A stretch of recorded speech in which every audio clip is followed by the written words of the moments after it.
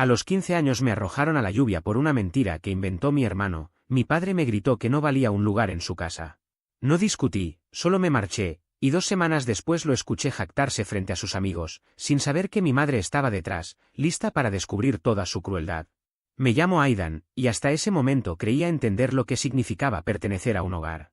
Creces pensando que puedes confiar en quienes te rodean, tu madre, tu padre, tus hermanos. Que, incluso si la vida no siempre es perfecta, el vínculo familiar pesa más. Que, cuando el mundo se vuelve complicado, al menos ellos están ahí.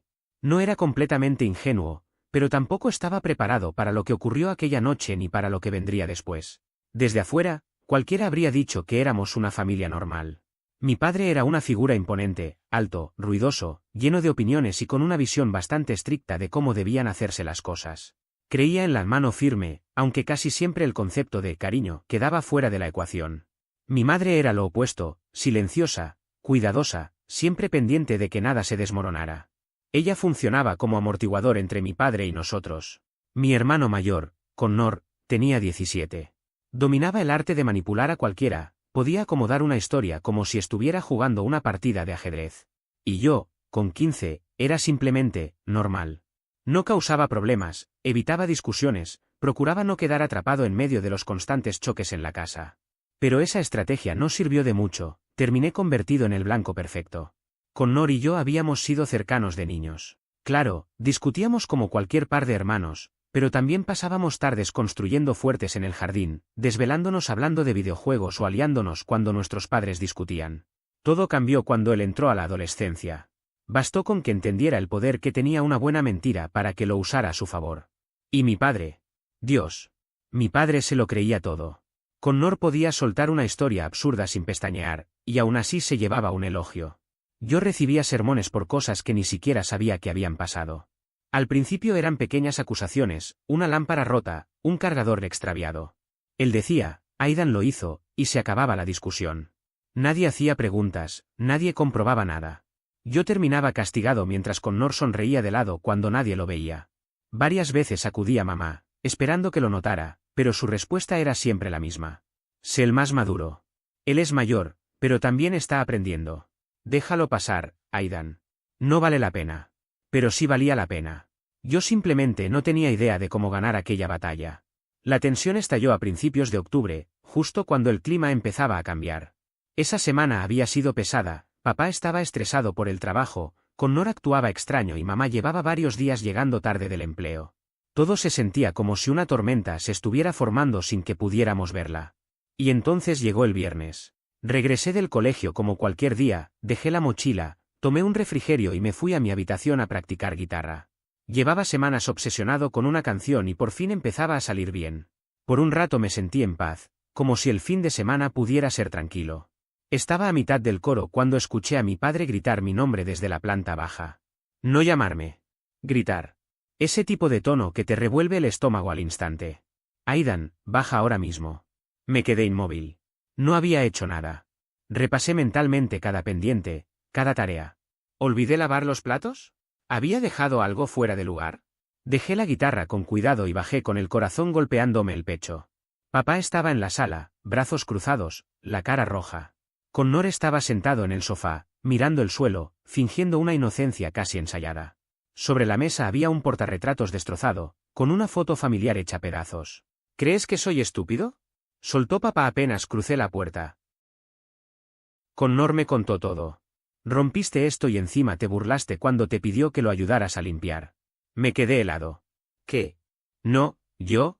Ni se te ocurra mentirme, interrumpió, elevando la voz. Connor te vio tirando la mochila contra la mesa cuando llegaste. Después simplemente te marchaste. Miré a mi hermano, totalmente desconcertado. Eso no es verdad. Ni siquiera entré aquí, fui directo al dormitorio. Connor no levantó la vista. Solo siguió mirando el piso, mordiéndose el labio como si estuviera aguantando el llanto. Una actuación perfecta. Volví la mirada a mi padre, intentando no perder la calma. Juro que no fui yo. Claro que lo fuiste, insistió.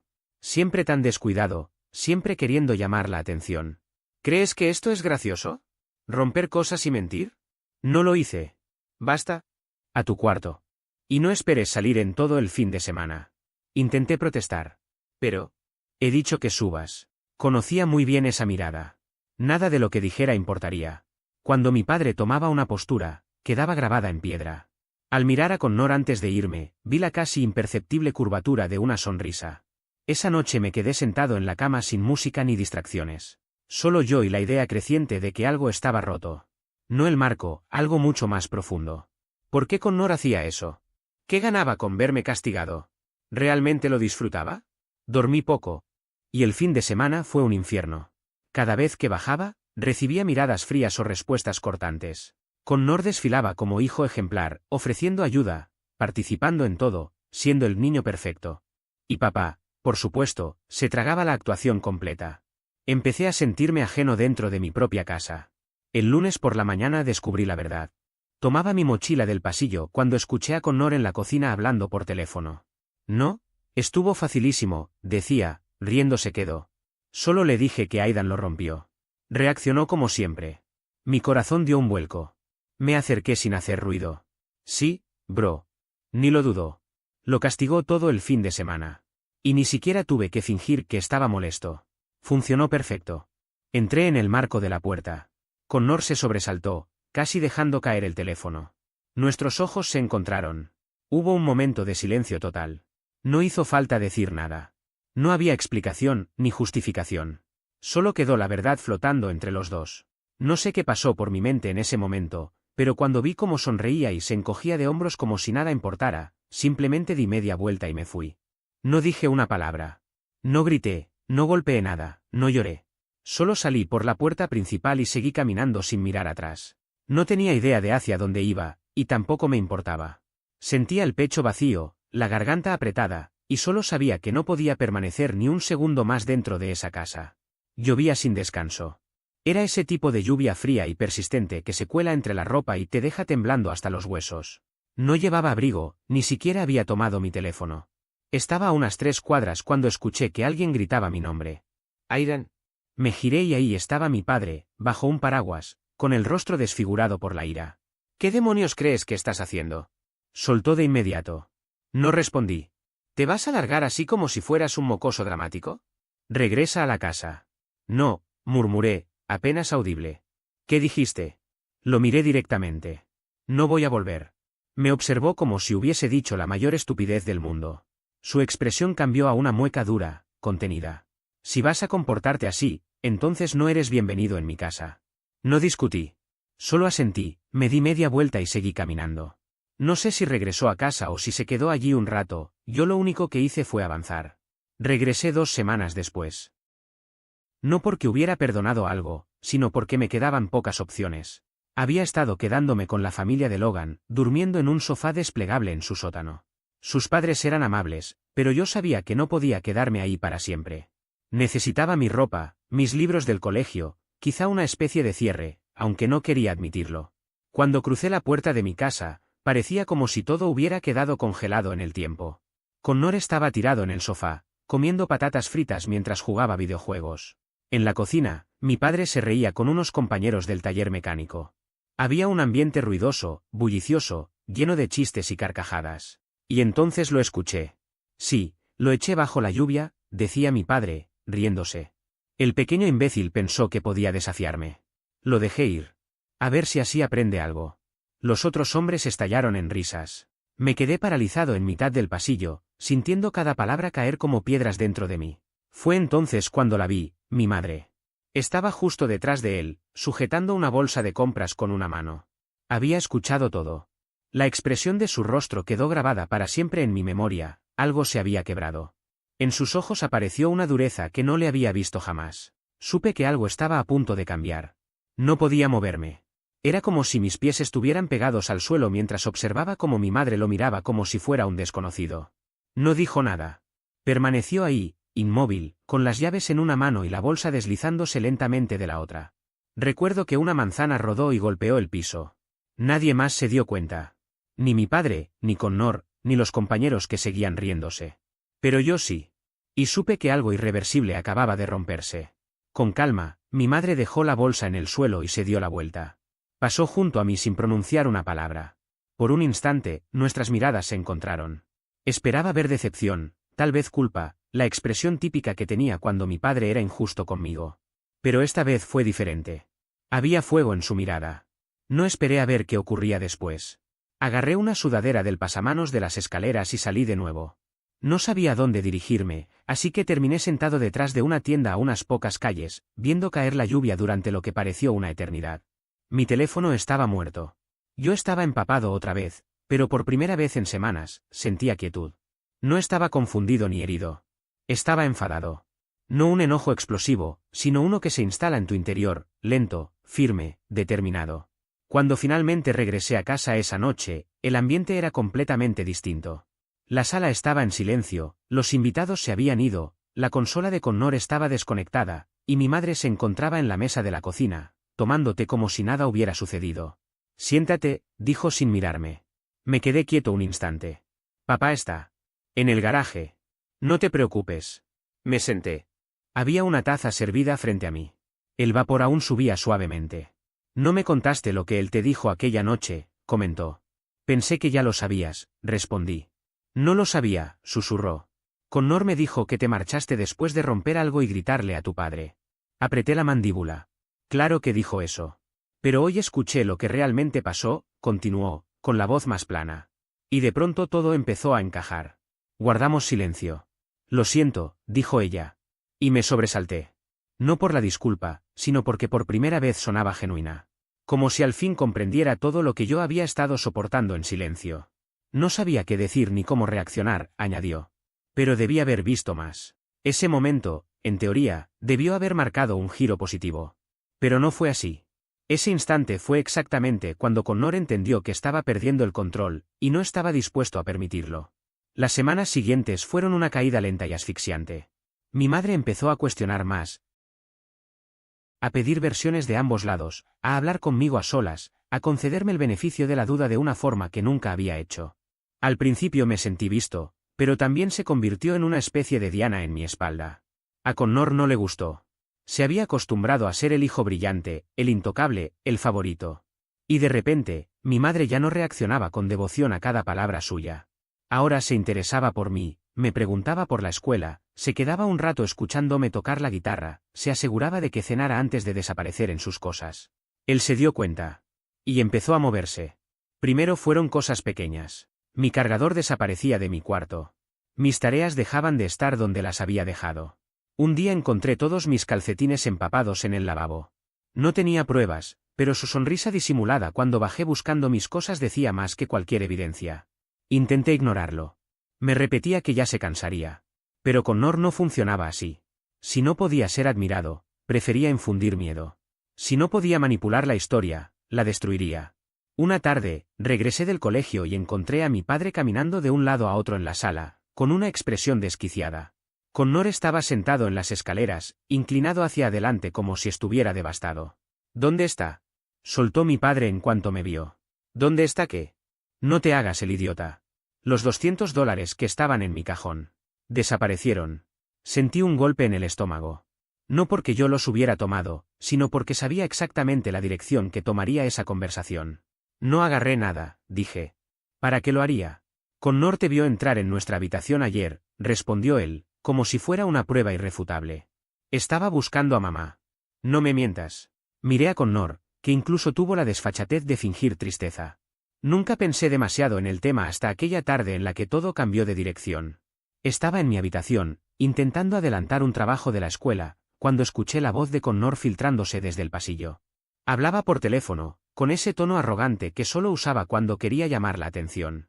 No le di importancia al principio, pero entonces lo escuché presumir, casi gritando, que tenía dinero guardado para comprarse un amplificador nuevo. Un amplificador de los caros. Sentí como la garganta se me secaba de golpe, como si alguien hubiese apagado un interruptor dentro de mí. Mi primera reacción fue la incredulidad absoluta. ¿Qué? ¿Cómo que tenía dinero guardado? Yo era el único que había estado trabajando para comprar uno. Él no tenía empleo, no tenía ahorros, no tenía nada.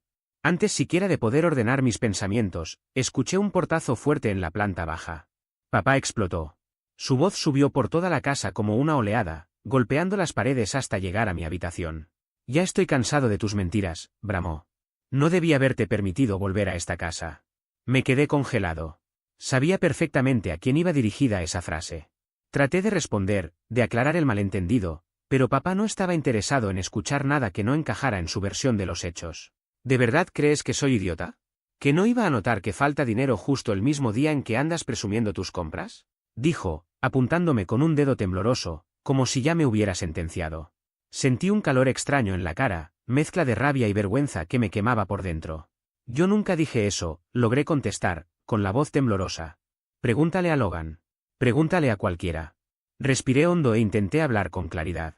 Le expliqué que llevaba meses trabajando los fines de semana en la tienda de la esquina para ahorrar para ese amplificador. Que tenía registros de mis horarios. Que, si quería comprobarlo, podía hablar directamente con Mr. Donnelly, mi jefe, quien podía confirmar absolutamente todo. Pero papá soltó una carcajada incrédula, una que me atravesó como un cuchillo. Ya veremos qué dice tu gerente, respondió, con un tono tan cortante que pareció cerrar la conversación antes de tiempo.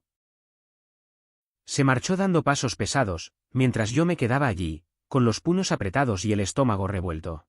Lo peor no fue siquiera el grito, sino lo que ocurrió después. Connor pasó a mi lado con una sonrisa satisfecha, como si la situación fuera un chiste privado entre él y el universo. Ni siquiera intentó disimularlo. Esa noche, mientras el silencio se colaba por cada rincón de la casa, me quedé acostado mirando el techo, incapaz de dormir. Repasé una y otra vez todas las situaciones similares que había dejado pasar, cada mentira de Connor, cada vez que él manipulaba la realidad, cada castigo injusto que yo cargaba solo porque él sabía cómo hacerse el inocente. Entendí algo que me golpeó con fuerza: ellos necesitaban que yo me mantuviera callado. Y yo, durante años, había cumplido ese rol casi sin darme cuenta. Pero ya no era ese niño. Y no pensaba seguir siendo el blanco fácil de nadie. Al día siguiente, con sueño acumulado y un nudo que me oprimía el pecho, pedí hablar con la orientadora escolar. Le conté todo, lo del dinero, los incidentes de meses atrás, el patrón que se repetía una y otra vez. Ella escuchó en silencio, tomó notas, preguntó detalles, asintió en momentos clave. Era la primera vez que alguien me daba espacio para hablar sin interrumpirme, sin minimizar lo que decía. No sabía si aquello serviría de algo, pero decirlo en voz alta fue como aflojar una cuerda que llevaba demasiado tiempo tensada. Cuando regresé a casa esa tarde, papá me esperaba en la sala. Tenía los brazos cruzados, los labios apretados y esa mirada dura que anunciaba problemas incluso antes de que abriera la boca. Connor estaba en el sofá, comiendo papas fritas con una naturalidad que detesté. Tu escuela dice que estamos abusando de ti, soltó papá, directo, sin rodeos. La consejera llamó. Van a abrir un caso. Van a venir a hacer una visita a la casa. Connor sonrió con una expresión burlona, casi orgullosa. Buen trabajo, Aidan. Muy maduro, dijo, como si todo fuera un espectáculo montado para entretenerlo. Papá dio un paso hacia mí, tan brusco que me obligó a retroceder. ¿Crees que esto es un juego? ¿Que traer desconocidos a nuestro hogar es gracioso? Si no encuentran nada, más vale que vayas buscando un lugar donde vivir, porque aquí no vas a seguir. Antes de que pudiera siquiera pensar en qué responder, mamá apareció con una cesta de ropa limpia entre los brazos. Escuchó la última frase y se quedó paralizada. ¿Lo estás amenazando?, preguntó, incrédula. Él nos quiere destruir, escupió papá. Quiere romper esta familia porque es demasiado cómodo para asumir sus errores. Tiene 15 años, respondió ella, firme. Tú eres el adulto. No puedes amenazar a tu hijo solo porque por fin decidió hablar. El silencio que siguió fue tenso, espeso, imposible de respirar. Por primera vez, alguien había confrontado a papá directamente. Pensé que quizás, al fin, las cosas iban a cambiar. 2 días después, llegó la trabajadora social. Revisó cada habitación, habló con cada uno por separado, hizo preguntas precisas, tomó notas en su carpeta. Yo repetí cada palabra que había contado en la escuela, pero su rostro era una máscara indescifrable. No supe si me creía o no. Quien sí reaccionó fue Connor. A la mañana siguiente, la casa era un caos. Gritos desde la planta baja. Mamá llorando. Papá rugiendo. Y Connor sollozando, aunque sus lágrimas sonaban sospechosamente deliberadas. Bajé las escaleras con el corazón acelerado, sin saber qué esperar. Lo que encontré me dejó en shock. Mamá sostenía el teléfono de Connor. La pantalla mostraba un grupo de mensajes abiertos. Había capturas, fotos, conversaciones completas donde él se jactaba abiertamente delante de sus amigos. Mensajes como, miren esto. Voy a lograr que echen a Aidan de nuevo. Mi papá se cree todo lo que digo. También había vídeos, uno en el que fingía llorar después de romper un plato, otro burlándose de mí tras haberme metido en problemas. Todo estaba allí. A plena vista. Toda la manipulación. Todo el teatro. Todo el desprecio. Connor balbuceaba, desesperado. Solo era una broma. Solo hablaba con mis amigos. No es real. Yo no quería. Pero nadie lo escuchaba. Ni papá ni mamá. Por primera vez, la evidencia era demasiado sólida para ignorarla. Durante un instante, pensé que ese sería el punto de inflexión. Que al fin él enfrentaría consecuencias reales. Que quizás yo podría respirar sin sentirme culpable por cosas que no hice. Me equivoqué. Después del alboroto, después de los gritos, después del colapso emocional de todos, lo que recibí no fue una disculpa ni un reconocimiento. Fue otro ataque. Un golpe inesperado que me dejó más confundido que antes. Papá vio las pruebas, las leyó varias veces, revisó incluso los vídeos. Pero en lugar de aceptar que había estado equivocado, buscó un giro, una salida que lo librara de asumir responsabilidad. Después de un largo silencio, murmuró. Podrías haber manejado esto en privado. Me quedé paralizado. ¿Qué? Pregunté, incapaz de procesarlo. No tenías por qué humillar a tu hermano, dijo. Revisar su teléfono, exponerlo delante de todos. ¿Quién te crees que eres para hacer eso? Yo no revisé nada, respondí, con la voz quebrándose. Fue mamá. Y además, ¿de qué hablas? Él mismo lo confesó. Me hizo todo eso a propósito. Papá apretó la mandíbula. Es un niño. Está aprendiendo. Deberías haber venido a mí como un hombre, no correr a la escuela llorando. Sentí como algo se rompía dentro de mí. Ahí estaba, desnudo, el mismo muro de siempre. No importaba la evidencia, ni los mensajes, ni los vídeos, ni la confesión. Papá no quería verdad, quería control. Y para él, el simple hecho de que yo hablara era una traición imperdonable. Mamá intentó defenderme un poco más, pero se la notaba distinta. Esa mañana había estado firme, indignada. Pero para la hora de la cena ya estaba retraída, agotada, con la mirada perdida. Como si algo se hubiese apagado dentro de ella. Cuando le pregunté si estaba bien, solo me miró con una mezcla de cansancio, preocupación y derrota. Una expresión que decía más que cualquier palabra. Y fue en ese momento, viendo su rostro, cuando entendí de verdad que estaba solo. Estoy tratando de mantener unida a esta familia, Aidan, susurró mi madre con la voz apenas audible. No tienes idea de lo difícil que es. La escuché, claro que sí, pero también entendí algo que me costó aceptar, ya no me correspondía a mí sostener lo que otros habían roto. Después de aquel día, todo empeoró, pero no de la manera habitual. No hubo gritos ni portazos. Fue el silencio el que se volvió insoportable. Un silencio frío, medido, punzante. Connor empezó a comportarse como si yo fuera aire, pasaba a mi lado sin mirarme. Mi padre apenas murmuraba una ajá cuando era estrictamente necesario. Mi madre hablaba lo mínimo. No quedaban reproches ni discusiones, solo una especie de vacío que dolía más que cualquier insulto. Era como si hubiera muerto y a nadie le interesara siquiera fingir un duelo. La visita domiciliaria con la trabajadora social terminó en nada. No hay suficiente evidencia para intervenir formalmente, fue su conclusión. La negligencia emocional, dijo, era complicada de probar. Vigilen la situación, le recomendó a mi orientadora. Avísenos si algo escala. Así que dejé de esperar ayuda. Y dejé de pedirla. Toqué fondo una semana después, un jueves. Me quedé más tiempo en la escuela ayudando al profesor de banda a organizar los atriles, aunque en realidad solo estaba posponiendo volver a casa. Cuando por fin llegué, la puerta principal estaba cerrada con llave. No había una nota, ni un mensaje, ni nada. Golpeé. Connor abrió. Se quedó mirándome a través del vidrio durante unos segundos, y luego, con toda calma, volvió a cerrar la puerta. Me quedé en el porche alrededor de 20 minutos, esperando algún movimiento, convencido de que mi madre aparecería para decir que fue un descuido y que alguien olvidó que yo no tenía llave. Nadie vino. Cuando perdí la esperanza, me marché bajo la lluvia. Terminé en casa de Logan, empapado. Su madre abrió antes siquiera de que tocara. «Oh, cielo, pasa, por favor», me dijo con una ternura que casi me derrumba. No pidieron explicaciones. Me dieron ropa seca, me dejaron ducharme, me sirvieron la cena. Logan y yo nos quedamos despiertos hasta tarde jugando videojuegos viejos, pretendiendo por unas horas que nada estaba mal. Pero yo ya no podía fingir. Esa noche, tumbado en el colchón del sótano, tomé una decisión, no iba a regresar. A la mañana siguiente pedí una reunión con la orientadora escolar. Le conté todo una vez más, pero esta vez fui claro, necesitaba opciones. Cualquier opción. Asuntos legales, vivienda, emancipación, algo. Estoy cansado, le dije. Y no estoy seguro aquí. No realmente. Ella me observó largo rato antes de asentir. Y entonces las cosas empezaron a moverse. El colegio me puso en contacto con un programa para jóvenes en riesgo. Me asignaron una trabajadora social especializada. Nos reuníamos cada semana. Escuchaba, de verdad escuchaba, y por primera vez sentí que mi historia tenía peso. Con su ayuda, solicité un programa de vivienda para menores provenientes de hogares inestables. No fue fácil, entrevistas, formularios, inspecciones. Pero los padres de Logan hablaron por mí.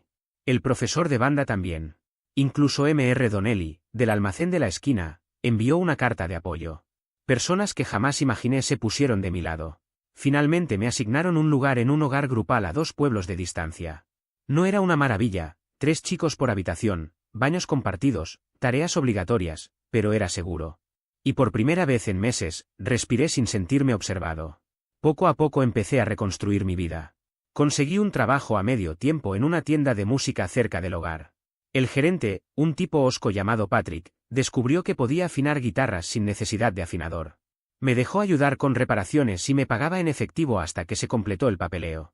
Guardé cada centavo. También me inscribí en terapia. Al principio no quería, siempre pensé que hablar de mis emociones solo empeoraría las cosas. Pero la terapeuta, Megan, tenía una habilidad extraña para hacerte sentir entero, no defectuoso. Le conté todo, las mentiras, el favoritismo, la sensación de haber desaparecido en mi propia casa. No intentó arreglarme, simplemente me dio espacio para existir. La escuela también comenzó a sentirse diferente. Ya se sabía lo ocurrido, pero no de manera cruel. Algunos compañeros empezaron a sentarse conmigo en el almuerzo. Un estudiante mayor de la banda me invitó a tocar en su pequeño grupo de garaje. Acepté. Ensayábamos después de clase en el cobertizo de su padre. Había olvidado cuánto necesitaba pertenecer a algo. Mis notas mejoraron. Tal vez fue porque ya no vivía en el caos, o porque por primera vez estudiaba para mí. Incluso gané una pequeña beca por una canción que escribí y envié de forma anónima a un concurso estatal. Era una pieza simple, solo guitarra y voz, pero las letras eran sinceras, crudas. El jurado la llamó conmovedora. Nunca mencioné que hablaba de Connor, de mi padre, de aquel día bajo la lluvia esperando una puerta que nunca se abriría. La caída fue dolorosa y larga. Pero el ascenso, ese ascenso era mío. Y entre todo ese proceso descubrí algo que había ignorado por mucho tiempo: no necesitas a una familia que te destruye para sentirte completo. Lo que necesitas es dejar de esperar que ellos te sanen. Yo estaba construyendo algo nuevo, ladrillo por ladrillo. Pero aún no había terminado. Por más que quisiera seguir adelante, una parte de mí exigía algo que todavía no tenía: cierre. No el tipo que nace del perdón, sino el que tomas por tu cuenta cuando nadie te lo ofrece. Y cuando la oportunidad apareció, no dudé. Es extraño cómo la rabia puede quedarse en ti como brasas después de un incendio. Ya no estalla, ya no te quema por fuera, pero sigue ahí. Tibia, constante, recordándote. Durante meses la escondí bajo mis pequeños logros, el trabajo, la banda, la beca, mientras todos decían que estaba mejorando. La orientadora me llamaba resiliente.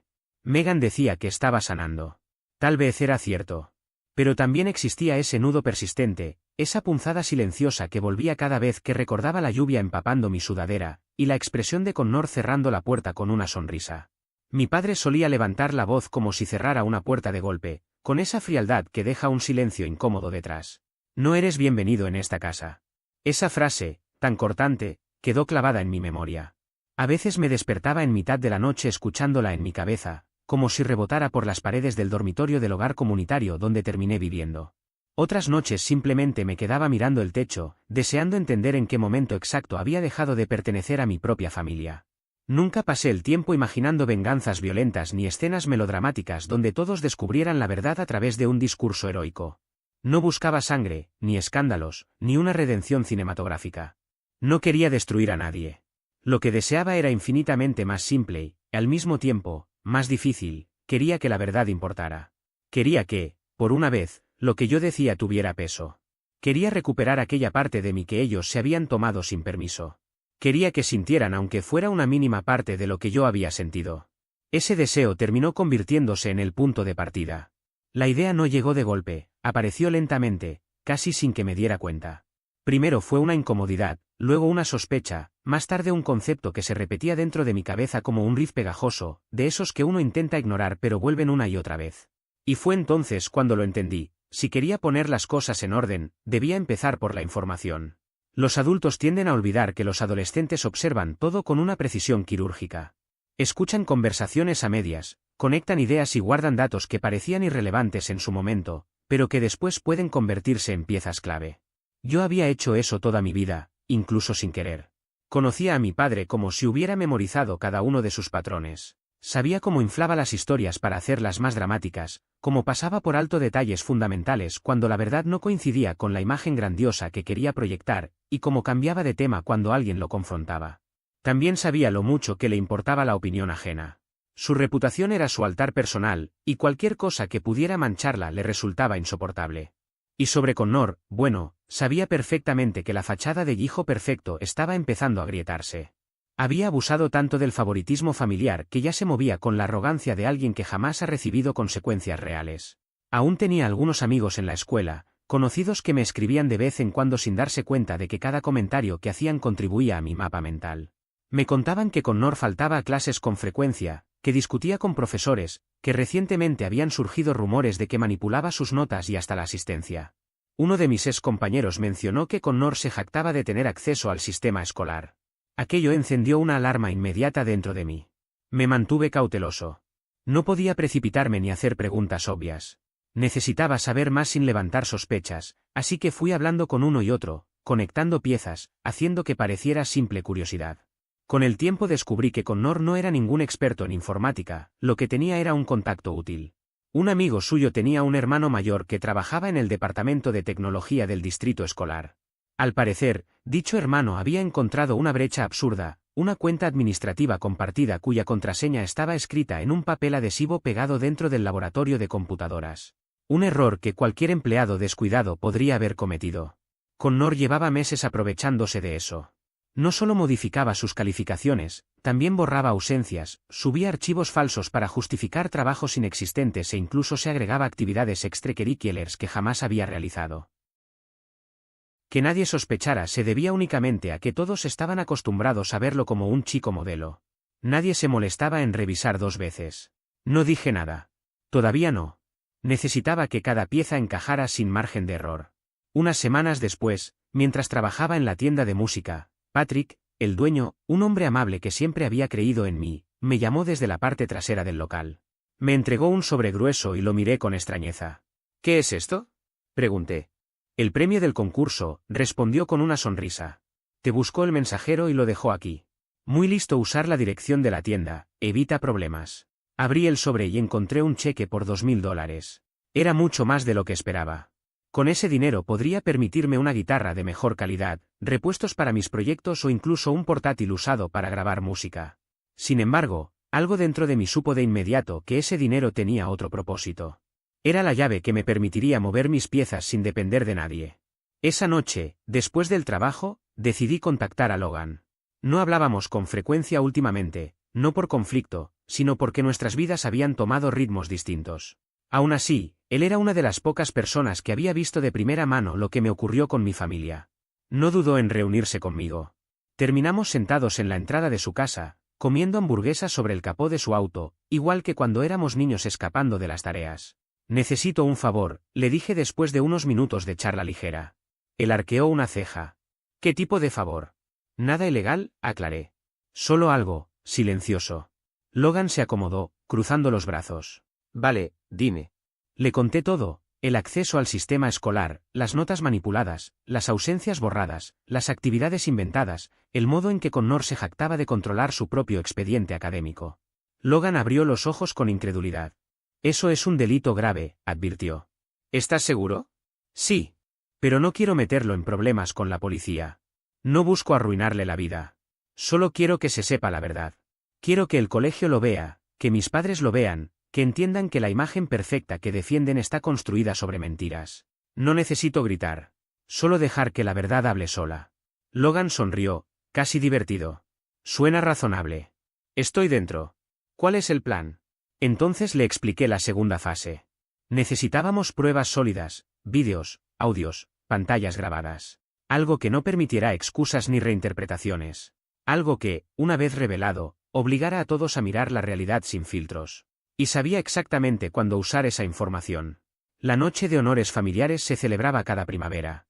Era un evento grande donde premiaban a los estudiantes con mejor rendimiento académico y conducta ejemplar. Connor sería reconocido con 3 premios falsos, uno por excelencia académica, otro por liderazgo en actividades extracurriculares y otro por mentoría estudiantil, una mentira tan ridícula que me costaba no reírme. Mis padres estaban orgullosos, ilusionados, extasiados. Aquello era la confirmación de que Connor era, según ellos, el modelo perfecto que habían criado. Ese era el escenario ideal. Solo necesitaba una razón válida para estar presente. Logan se encargó de la parte difícil, acercarse a Connor fingiendo admiración. Le dijo que quería mejorar sus notas y que él era la única persona capaz de enseñarle el método. Connor, encantado de sentirse superior, empezó a presumir y explicar cada paso. Y mientras hablaba, Logan grababa todo desde su chaqueta. Obtuvimos confesiones completas, nombres de usuario, contraseñas, capturas, pantallas mostrando cómo editaba registros escolares, incluso un vídeo donde agregaba una actividad de voluntariado completamente inventada. Mientras eso ocurría, yo contacté a la organización del concurso musical. Les expliqué que deseaba donar de manera anónima parte del premio para futuros jóvenes de hogares comunitarios. La reacción fue inmediata, me dijeron que querían reconocerme públicamente y me invitaron a la ceremonia. Aquello me dio un asiento en primera fila para ejecutar mi plan. Llegó el día. Me puse un saco prestado, nada especial, pero suficiente para no llamar la atención. Entré en la sala con calma, tratando de no pensar en todas las veces que había deseado sentirme parte de algo. Observé a mis padres conversando con algunos profesores. Mi madre fue la primera en verme. Pasó de la sorpresa al desconcierto, y luego a una expresión que casi parecía remordimiento. Aidan, no sabía que vendrías, murmuró, casi en voz baja. Me invitaron, respondí con serenidad. Es por un reconocimiento del concurso. Connor, que segundos antes reía con un grupo de compañeros, se quedó rígido al verme. ¿Qué haces aquí? Espetó, como si yo estuviera irrumpiendo en su reino. Solo vine a apoyar a la familia, respondí. Esta noche se supone que es especial para todos, ¿no? Mi padre apenas respondió con un gruñido. Nada nuevo. La ceremonia comenzó y los aplausos llenaron el lugar. Llamaron a varios estudiantes, cada uno recogiendo sus certificados. Cuando anunciaron mi nombre para entregarme el reconocimiento por la donación, sentí un nudo en el estómago. Subí al escenario, recibí el diploma y regresé a mi asiento sin decir una palabra más, consciente de las miradas que mi familia intentaba evitar. Luego llegó el turno de Connor. Mencionaron sus logros, cada uno más falso que el anterior, y la gente aplaudió llena de orgullo. Mientras él recogía sus reconocimientos, Logan entró discretamente por el pasillo lateral y me entregó una memoria USB casi sin mirarme. Asentí. Había llegado el momento que llevaba meses construyendo. Mientras la multitud comenzaba a dispersarse y los estudiantes se reunían para las fotos, me acerqué a la directora. Estaba felicitando a mis padres, completamente ajena a lo que estaba por recibir. Yo sostuve la memoria USB entre mis dedos, listo para entregar la última pieza del rompecabezas que ellos mismos habían construido. Fui amable, incluso sonreí, y le dije que había algo importante que necesitaba mostrarle, algo relacionado con el sistema académico en línea del colegio.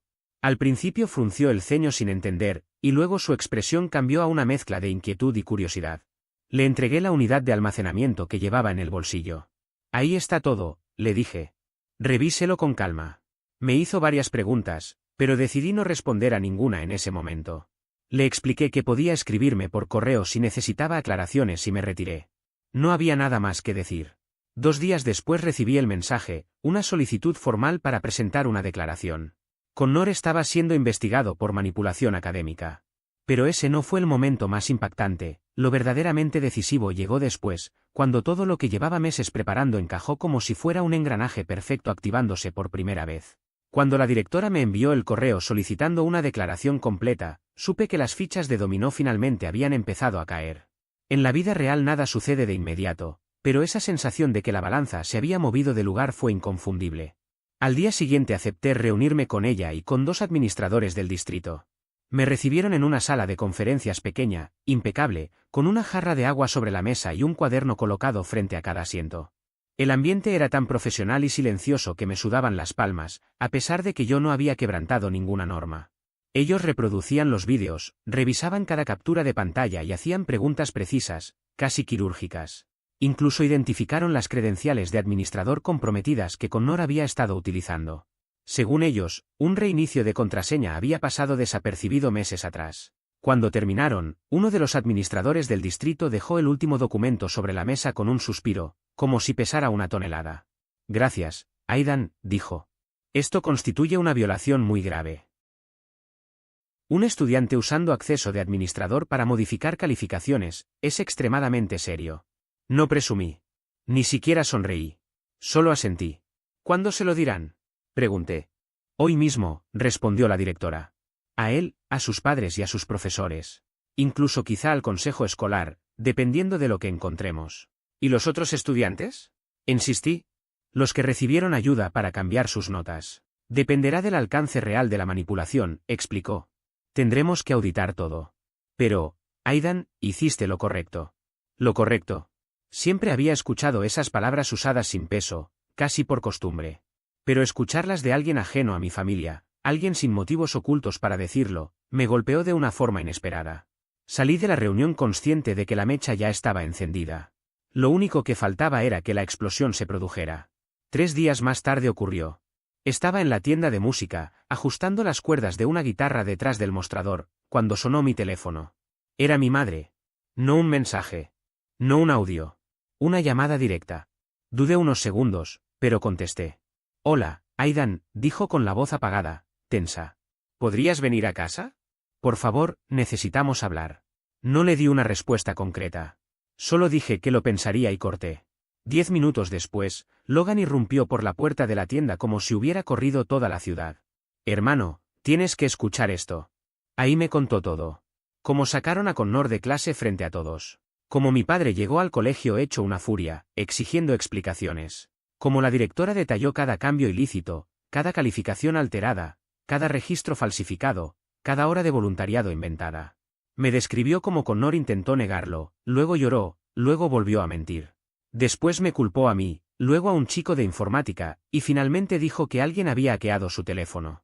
Pero esta vez nada funcionó. Tenían grabaciones, pantallazos, fechas, direcciones IP, todo perfectamente sostenido. Connor quedó suspendido mientras se realizaba la revisión del consejo escolar. Sus oportunidades universitarias se desmoronaron. Le revocaron el reconocimiento como mentor estudiantil. Su reputación quedó hecha polvo. Mi padre, según contó Logan, caminaba de un lado a otro del pasillo como un animal acorralado, gritando sobre conspiraciones y venganzas, hasta que un empleado del distrito le advirtió que debía salir o sería retirado por la fuerza. Mi madre lloraba. No de ira, sino de algo más profundo, algo que, según la recreación de Logan, sonaba peligrosamente parecido al remordimiento. Esa noche, terminada mi jornada, decidí ir. No por ellos, por mí. Necesitaba ver las consecuencias con mis propios ojos, cerrar ese capítulo de una vez. Era como darle a mi versión más joven, la que un día salió empapada de lluvia, rechazada y silenciada, la oportunidad de ver justicia sin tener que mendigarla.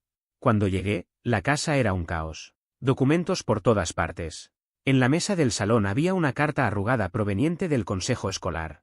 Mi padre estaba sentado en su sillón con la cabeza entre las manos, respirando como si acabara de correr una maratón. Connor estaba en el sofá, con el rostro enrojecido y los ojos hinchados. Ya no lloraba. No quedaba nada en él. Estaba vacío. Entré a esa casa con una sensación extraña, como si cada paso me llevara a enfrentar un pasado que llevaba años intentando dejar atrás. Y, aún así, lo que más me sorprendió al ver a Connor fue lo distinto que se veía. Era como si alguien le hubiera arrancado toda la arrogancia que siempre lo acompañaba y hubiera dejado únicamente a un chico asustado. Fue mamá quien me vio primero. Aidan, susurró. Gracias por venir. Papá levantó la mirada apenas unos segundos. Su expresión tenía una mezcla de enojo y algo que rara vez le veía, incertidumbre. Connor ni siquiera intentó mirarme.